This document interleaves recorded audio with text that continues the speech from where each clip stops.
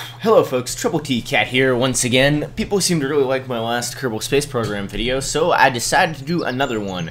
We're going to do pretty much the same thing as last time. I'm going to show you a rocket design, and then how to fly it to complete its stated mission goal. And today we're doing something a little bit more complicated. We are going to be going to Minmus to plant a flag and return to the planet. And we're going to be using this right here, what I called the Moonman Mark II. So this rocket design will fly either to Minmus or the moon, depending on your needs, with a Kerbal on board and safely return. You can get a lot of science from doing this. We're just going there to plant a flag. I've already got a lot of the orbital science and stuff like that. But if you have EVAs unlocked, you can get a lot of science doing this by just orbiting either the moon or Minmus and taking EVA reports from space above all the biomes. Anyway, we're not going to be doing that today. But anyway, here we are with the rocket design. So this is the sort of first stage of the launcher here. We've got some asparagus staged doohickeys here. These are just what are these? T800s, and these are the Reliance. Huh, I thought I had OVT-45s on there, but I guess not. And yeah, so these are asparagus staged. So these two here will drop off first. If you don't know what asparagus staging is, basically I've used two-way symmetry. So like I've got 6 things on there, but I used two-way symmetry to build this. And these ones have a fuel line going into this, and this has a fuel line going into here, and this has a fuel line going into the central tank, which has a skipper on it. And what happens is, that means these ones empty first, and then these, and basically you drop off each tank as they empty.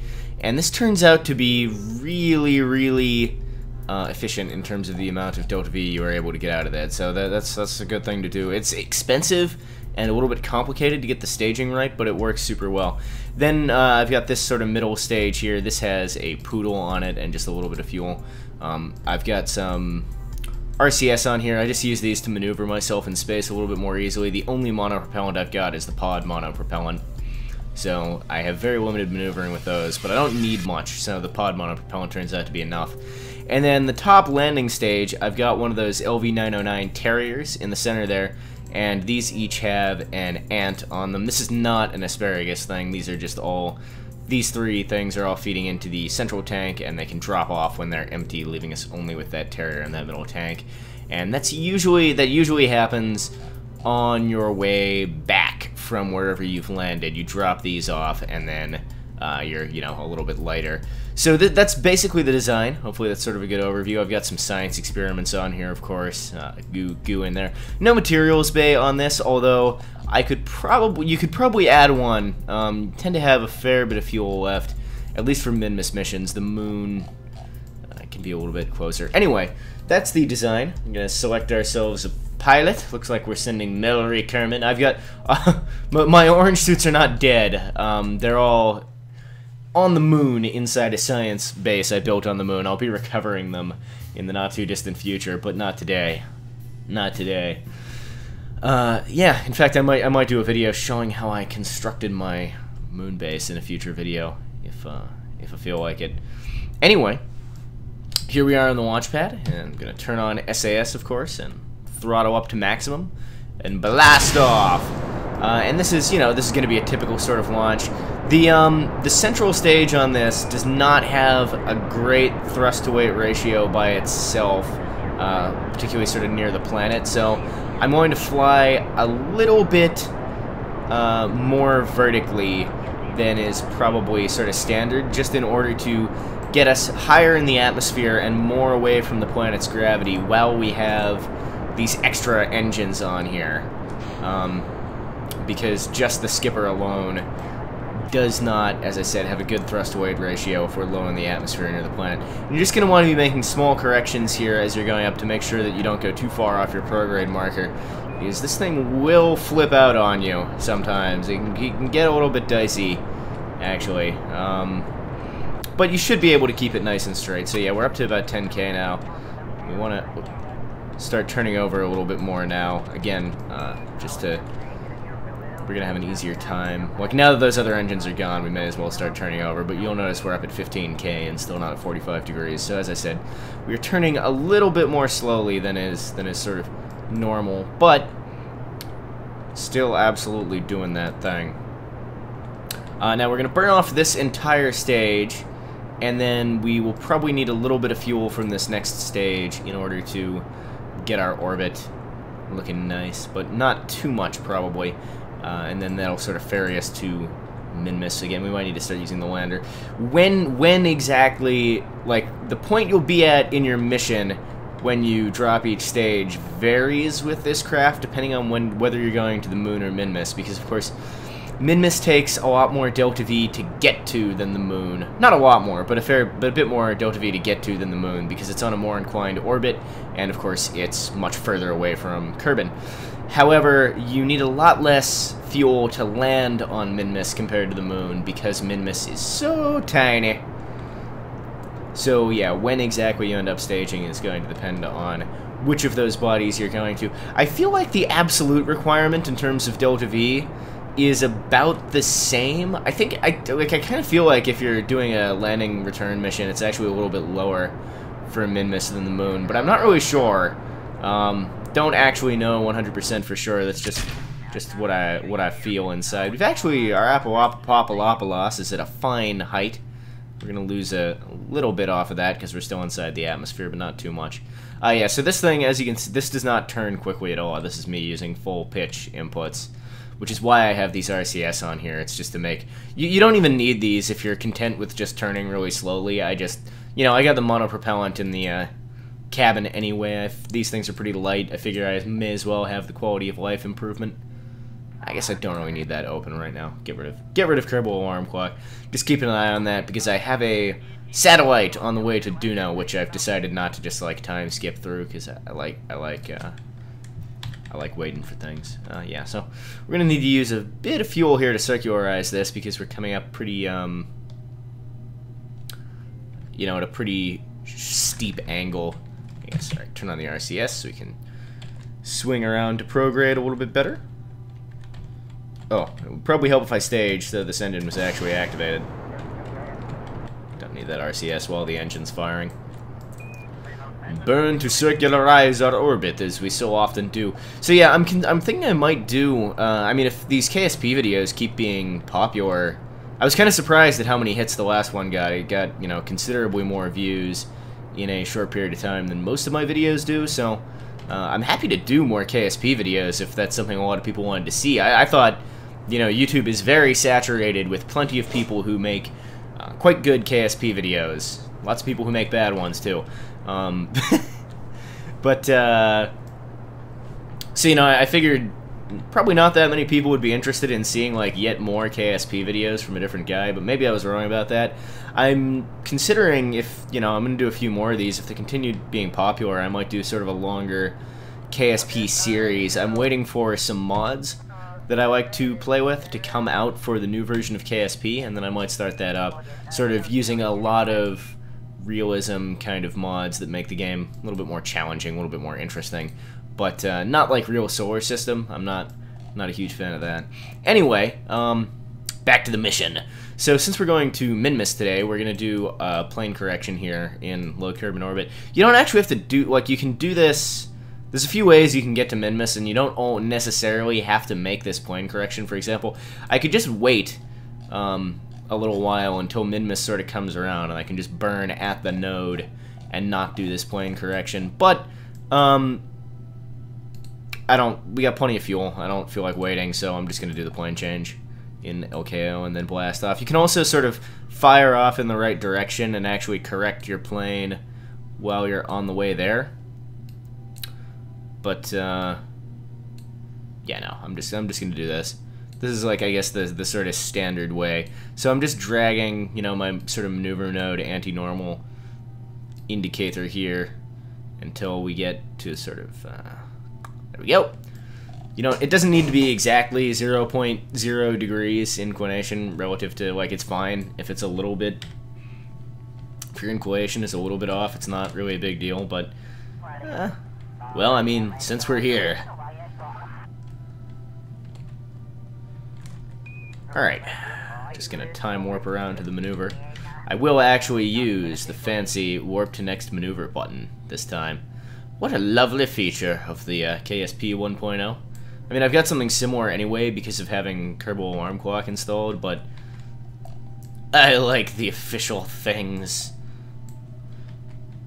Alright, just get a little bit closer since this is only going to be a 14-second burn. We'll try and burn 7 seconds on either side of the node. Actually, I'm not going to do it this way because I'm going to jack up my orbit in the way that I don't want to.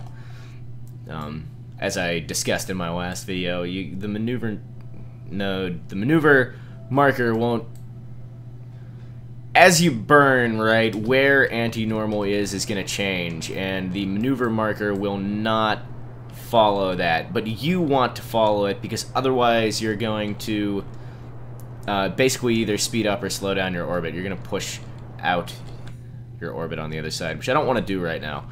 So that's good. That's fine. It's a little bit less precise in terms of getting the inclination right, but we're close enough. So, Minmus, over there. I guess I'll just, you know, choose a place and say, let's accelerate to Minmus. I think this is going to be good, good angle. We'll see it. Oh, there we go. We want to use as little delta V getting there as possible, but again, if we can get into a nice low orbit, that's going to be good. Kind of hard to see. No, that's going to be... Let's get there faster. Let's get there faster. Sorry, periapsis. Yeah, that's a really good encounter. Periapsis of 88 kilometers. Pretty low, so... Burns not for 20 minutes. Let's warp around. Yeah, so as I said, this can either go to the moon or Minmus. I find that return missions from the moon are generally harder. You know, it's harder to land, it's harder to escape. It's easier to get to the moon because you don't have to do that plane change maneuver, but I think overall moon return missions are actually harder than Minmus, which, you know, so you may be thinking, well, obviously the first place I should go and land after Kerbin is the moon, but you might want to consider trying Minmus first, because I actually find it a little bit easier. But this craft will do whatever you want to do. In this case, we're just trying to fulfill a contract to plant a flag on Minmus. Don't need the RCS while we're just rotating. Okay, let's see. We're gonna start burning about 25 seconds before the maneuver node. We got Moho and Eve off in the distance there. That's part of a distant object enhancement mod that I'm using, so you can sort of see stuff way off in the distance, other planets. And I believe that is I believe that's Elu, that big thing. Yeah. Alrighty. Burning. Yes, we may burn off this stage as part of this maneuver. Generally, if I'm going to the moon, I'll arrive at the moon with some fuel left on this poodle stage, but for Minmus, you will sometimes, looks like that's what's going to happen this time, burn through this entire stage doing this maneuver. But that's fine, because the landing phase, of course, has lots of its own fuel in it. Now, you can actually build this thing without these ant engines on here and save yourself a little bit of mass. I mean, you'll have a little bit less thrust, but really the thrust from those ants is not a whole lot. They're not super fuel efficient either, but they burn fuel so slowly that who gives a shit, right? You can actually not have those. I shove them on there so that it's easier for me to tell when these tanks are empty, because it'll show up here. It'll tell me like these things will be empty, the ants will stop firing, and then I'll know it's good to drop those tanks off. Whereas if you don't have those engines there, you gotta like right click and manually check and see when these things are empty. So basically, you know, that's not exactly hard, but basically I just find like it makes my life a little bit easier to just shove some tiny engines on there. So that's what I do. Our actual encounter is not going to be quite as good as the projected one, but that's okay. Still going to be pretty decent. You'll notice there's no heat shields on this thing, and there's no more decouplers aside. Like there's no. I'm returning more than the pod in order to save as much, you know, money as we can when we return to Kerbin. And it does mean with the new heating effects, you need to be careful on your re-entry. Actually, not so careful in 1.0.2 because you can kind of just throw things out of any orbit you want and they won't explode. But we're going to pretend that we need to be careful about the heat still, because presumably that's going to be changed or fixed in a new patch. But I will show you how to re-enter safely with this thing, of course, once we are done planting the flag. Gonna be a little bit of a longer video than the last one, but hopefully that's okay. It's just a little bit of a longer mission. Fortunately, I can keep rambling for a long time, so that's good. Brought our periapsis down a little bit low, but I'm pretty sure 17 kilometers is actually a safe periapsis on Minmus. I certainly wouldn't want it much lower than this. I actually think the highest peaks on Minmus are only about 7,000, maybe 8,000 meters, but no need to be, you know, cutting it super close. You do want to get, before you try and land, you want to get into a low orbit, and you want that orbit to be as circular as possible, because, and you know what, the things I'm about to say may be completely wrong, because I'm not a scientist, but that looks fine. Let's land somewhere, let's try and land in a different biome from last time. I think I've landed in these flats before, so maybe we'll try and land over in the other flats. I don't know. Figure out our landing site in a moment. So the reason you want to do that is, I'm actually going to wait for this to rotate so a different side is facing the... No, I'm not. That's going to take too long. The reason you want to do that, low orbit and as circular as possible. The more circular your orbit is, the less vertical, sort of, you're not going to have any kind of vertical speed at any point along a circular orbit, right? Because you're staying the same distance from the planet the whole time. So your vertical speed is essentially nothing if your orbit is nice and circular. And you want it to be low so that you don't have a whole lot of time to pick up vertical speed after you kill your lateral velocity. So when I want to land, I'm going to thrust at the horizon, basically, in order to... We're just going to land here somewhere. In fact, I should probably start burning quite soon. So what I'm going to do is I'm going to thrust at the horizon to kill off my lateral speed. And then we're just going to fall down and land on the planet. And, you know, so the closer we are to the planet, the less time gravity will have to give us more speed as we fall towards it, which means we can use less fuel when we actually land. Although, of course, a closer orbit, you are going faster, so you use more speed, killing your lateral velocity, so probably doesn't actually save you any fuel. Might even be less efficient. But it's how I like to do it. Works fine for me. Alright. I don't want to land on these slopes, though. Actually, that might be okay. Yeah, I'm just gonna kill my speed here, and we'll land wherever we land.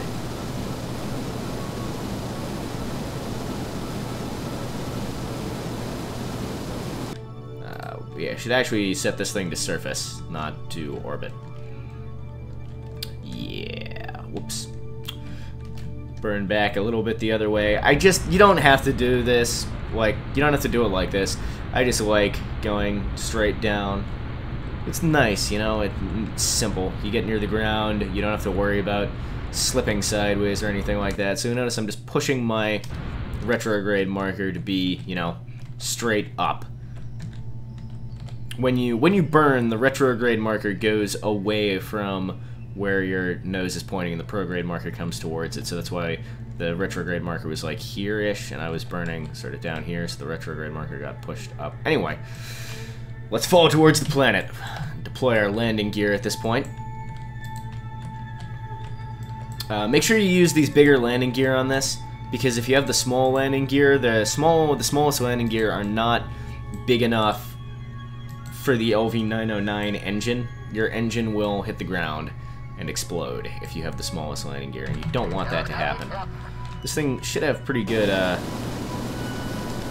split ratio. We want to make sure, just, you know, try and keep your speed down as you come down near the planet. You don't want to be coming in fast, because if you come in fast, you're going to explode and die, which is not really the goal, we're going for with this mission. We're actually hoping not to explode and die. Still, get down a little bit lower. Okay. Hopefully the ground's going to be relatively flat under us. I don't have any lights pointing down on this thing, so I can't be too sure. Now, the most efficient way to land this, in terms of fuel, is wait until the last possible second when you can burn above the ground and still slow yourself down in time, and only burn at the last possible second. This is called a suicide burn, because if you fuck it up, you're gonna fucking die. I tend not to do that, but, still, you definitely don't want to be burning too early or too much, you know, because while you're still falling towards the planet, gravity is going to accelerate you towards the fucking planet. You slow yourself down, you're just going to speed up again. It doesn't help you as much as you would hope. Getting kind of close now, though, so I'm just going to fire my engines constantly at a very low thrust and get our speed down a bit more. It's kind of hard to tell your altitude above the terrain, unless you're using something like Kerbal Engineer, which will give you a little display that tells you your actual altitude. There are various other mods where you can get an altimeter that tells you your actual height above terrain instead of your height from sea level, which can be quite helpful. But you know, if you're not using a mod like that, and I'm not on this install, you just kind of gotta eyeball it. You can use seeing your shadow does help you to see. I'm getting quite low now, and I'm just microing my throttle to keep my speed down around sort of 4 meters a second is slow enough. The slower you're going when you land, the better. But that was plenty slow enough. And here we are on Minmus.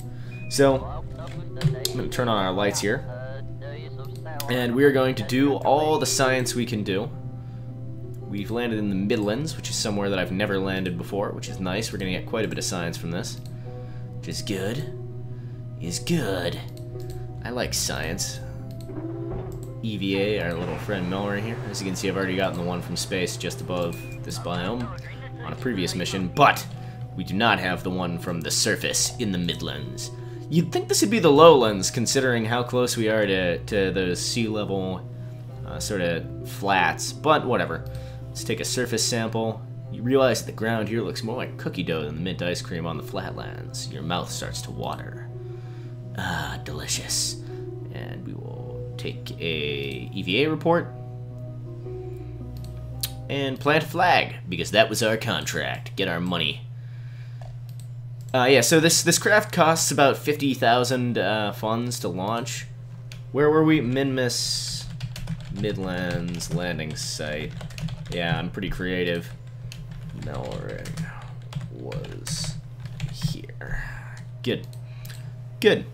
And from this contract, I'm getting about 76,000 after the advance, so you make plenty of money doing this. Keep in mind, I've only got fund rewards only set to 50%, so you can get a pretty good sort of margin in terms of the amount of money you're going to make from these missions. Alright, let's get those science experiments, go and collect the data, and get the stuff into the pod with us, where it will be safest. We're expecting to bring all this stuff back to Kerbin safely anyway, so we don't necessarily need to do this. I'm not expecting anything to be destroyed on re-entry, but it will be safest in the pod. I forgot to take the goo reading, so I should probably do that. The goo wants a bite. Good. Let's go and get that into the pod as well. Again, it'd be fine where it is, but we want to make extra sure we save all the science that we can. Collect the data. If I brought a scientist, I've got so much extra fuel on this thing that if I'd brought a scientist along instead of a pilot, I could probably fly to some different biomes and get more readings from my goo and stuff like that. And we probably could have brought a materials base, so you can definitely see ways you could do even more with this craft. I mean, we still got lots and lots of fuel in this stage. Anyway, you could just leave Melrigh here, and that might not be a bad idea, because you'll keep getting contracts to plant flags on Minmus, and if you already have a Kerbal plant landed here, you can just get him to get outside and put down another flag.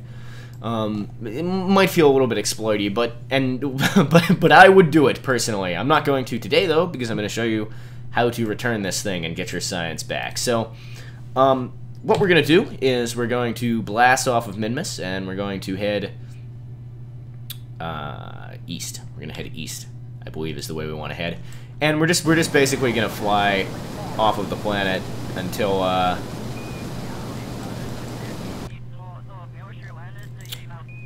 I'm sort of going up at a 45-degree angle. You don't even need to do that. You can plan your escape, you know, more carefully than I'm about to. If you are really low on fuel, you can sort of plan it so that right after you, maybe not from Minmus. Anyway, I'm just gonna burn until we are escaping Minmus. I burned a little bit longer than I wanted to, and this astronaut will now... Right! Yeah, derp. So, what I should have done, I'm not going to, I'm just gonna slow myself down once I'm out of Minmus's SOI, but what I should have done is waited until... Let's zoom out a little bit. So Minmus is orbiting this way around Kerbin, and if I'd waited until my ship was over here and blasted so that I was leaving Minmus's SOI retrograde to Minmus, then my orbit would be going inside of Minmus, not outside, and basically I'd be coming closer to landing back on Kerbin. So I think that's a bit more efficient in terms of the amount of fuel you use, and it's certainly a little bit nicer. But since I've already done this, I'm not going to bother correcting it. We'll just slow ourselves down once we are outside of Minmus's SOI, so that we will eventually return to Kerbin. Now, assuming... Oh dear, that's... What is going on here? The hell? Oh, I'm going to encounter Minmus again in a second. No? Okay, the patch conics thing is kind of wigging out, but I'm just gonna go ahead and slow myself down now. So if re-entry was actually like something that was dangerous for us, it's not really as it happens, but if it was, we would not want to... We're gonna end up encountering Minmus again because I did it this way, which is a bit silly. Whatever. Okay, let's just fly past Minmus again. I've done this really, really poorly, you know, for the purposes of demonstration. That even if you make errors, everything can still be fine. You know, I did this just for you. So I should maybe just let myself do this moon flyby, since that's going to bring down my periapsis again without me having to spend any extra fuel. Yeah, may as well just fly past the moon. If I wanted to, I could take this thing to the moon and get even more science, but that is not on our mission plan for today. But I mean, you could definitely get out and collect some more reports if you hadn't been to the moon previously, if you happen to get lucky with this moon encounter here as you're returning from Minmus.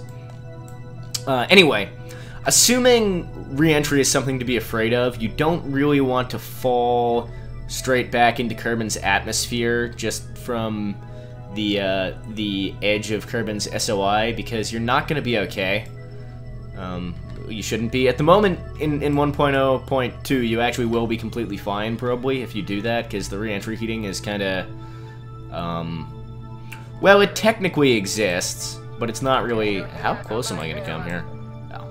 Not close enough that I need to worry about anything. The re-entry heating is kind of wigged out in 1.0.2 and not really worth being frightened about. But supposing it wasn't like that, you kind of want to put yourself in a nice, gentle, into a nice, gentle capture of Kerbin. So I'm just going to burn until our periapsis is down to maybe 60 kilometers or so, which actually won't be enough to fully cap. Like if you only bring your periapsis down to 60k or so, that is not going to be enough by itself to make you return to the planet in a timely fashion. It does mean you don't have to worry about your Kerbals being stranded, because they will eventually, that's lower than I want to put it, they will eventually return fully, but it's going to take many, many, many orbits before they actually return, but maybe 50 or so. That's not going to slow us down much. Like, we're going to do a very, very gentle re-entry. You can be much more aggressive than this. But why be aggressive when you can be nice and soft and loving with your crew, you know? Okay, so here we are inside Kerbin's atmosphere, and I'm gonna fire retrograde and slow myself down as we approach periapsis here. I'm actually gonna wait until we're around closer to our periapsis, but we are then going to, you know, slow ourselves down and bring this Apopopalopolos down inside the atmosphere also. You don't have to worry too much about which way your craft is facing when you're this high in the atmosphere. You'll get very little re-entry heating or anything like that until you get down to around 40 kilometers, if I recall correctly. So this is like fine to just be facing whatever direction we feel like. You can see we have like so much fuel left, it's not even funny. I never even had to drop these tanks. I mean, I'm going to before I land because I don't think the parachutes will return them safely. Sadly. Yeah, we're just going to burn here until our apoapsis is also inside the atmosphere, just sort of barely. And that'll be a nice, gentle... They're out of fuel now. Goodbye, tanks!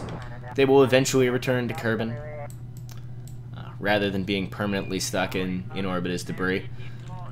Yeah, I'm just gonna burn here until this is inside the atmosphere, and we will have a nice, gentle re-entry. You could, of course, do this a bit more carefully if you wanted to, say, plan your landing to be in a like specific place. But yeah, there we go. But I don't really care about landing anywhere in particular at the moment. It's nice to land on the daytime side of the planet, I'm not gonna lie, but it doesn't really matter. So now what we're gonna do is we're just gonna make sure that we are pointed retrograde the whole time, because engines, as it happens, are pretty resistant to heat.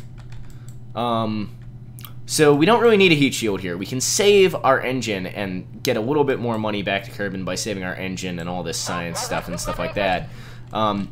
If we just re-enter, you know, gently instead of just falling straight through the atmosphere, and make sure we keep our engine pointed into the airstream so we don't experience too much heating. But for now, I'm just going to accelerate time until we get a little bit lower in the atmosphere, because up here, up this high, you know, 60 kilometers, doesn't really matter. You can see we're actually going back up at the moment, but we are going to end up falling. If we're lucky, we'll land on land, but probably gonna split. I don't know. The continent continues. We may land on the land. That'd be nice. Doesn't really matter. The parachutes on this craft will slow us down plenty. That a water landing is completely safe, but I kind of like landing on the land, you know? It's just nice. There's more of a feel of returning to the lands you left when it's actually land and not the ocean. Maybe Kerbins are sea creatures, though. Kerbals, rather. I mean, that would explain why they wear helmets even on Kerbin, right? Although I suppose the guys inside the Space Center don't wear helmets. Neither do tourists, so... maybe they're not sea creatures, but... I don't know, they're all like green and rounded. I choose to believe that they're sea creatures, tragically out of their element on land, trying to return to space, because space is a bit more like being deep under the water than being on land is. Yeah. What a beautiful sort of passing by here over will be the horizon below us. Those mountains look lovely beneath those clouds, lit up by the sun. Absolutely wonderful. Once we start to see re-entry heating, I'm going to kill time warp. You can see I've got fine control turned on with the caps lock key, and I'm just making very small adjustments here to keep this thing pointing more or less retrograde, so that the engine is, of course, you know, facing into the airstream, as I said. Once we start to see some re-entry heating, I'm going to come out of time warp and take off fine control and just make sure it should generally want to point that way anyway. The center of gravity should be kind of low on this thing, and it should generally want to point that way. So that is, you know, that is good. All right, so we're going to take down time warp now. Just keep this thing pointed the right way. Now, you could previously just pop your parachutes at this point, and they would slow you down. They wouldn't actually deploy until you're at about 23 kilometers or so, but they'd slow you down from, you know, 1,800 meters a second to a couple hundred almost instantly. Nothing bad would happen. However, now, in 1.0.2, the parachutes can be, you know, destroyed if you do that, so we're just going to keep ourselves facing this way until we slow down a lot. As I said, with 1.0.2, you don't need to actually do this. I got into this habit from playing with Deadly Reentry. I don't tend to bring heat shields on stuff. I just tend to try and bring enough fuel to make a nice controlled reentry. You can see we actually have loads of fuel left. We'd have less left if we were returning from the moon, I feel. Might be Might be like some piloting error on my part, but I tend to return from the moon with a lot less fuel remaining than when I'm coming back from Minmus. So, I mean, as you can see though, we saved plenty of fuel. We would have had more than enough to go to the moon instead had we wanted to. Now, something's getting hot a little bit. My barometer is getting a little bit hot here. But he's going to be absolutely fine. So we're just waiting. I'm going to pop my parachutes out once we are no longer on fire, basically. Because parachutes are quite susceptible to fire. You don't generally want your parachutes to burst into flames. It's going to tend to ruin your day. So we're just going to wait until we're no longer on fire before deploying our parachutes.